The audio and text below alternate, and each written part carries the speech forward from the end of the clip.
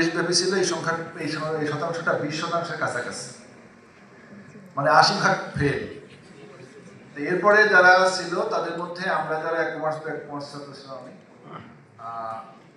তো তখনকার দিনে কিন্তু স্ট্যান্ড হতো 1 থেকে 20 নম্বর পর্যন্ত মেরিট লিস্ট প্রকাশ করতো। তখন 4টা বোর্ড ছিল, তো 4 বোর্ডে 80 জন, মেয়েদেরও একটা লিস্ট হতো আলাদা, এই 20 জনের বাইরে মেয়েদের জন্য আরো 20 জনের তালিকা হতো।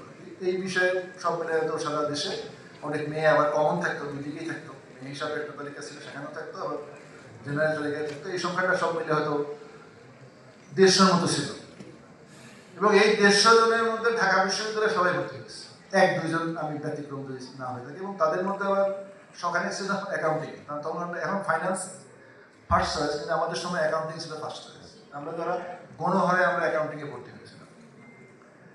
এই কথা এই জন্য বলছি যে এই স্ট্যান্ড করা ছাত্রকে আমি দেখেছি যে বিশ্ববিদ্যালয় থেকে 3rd ক্লাস পেয়ে পড়াশোনা শেষ করতে।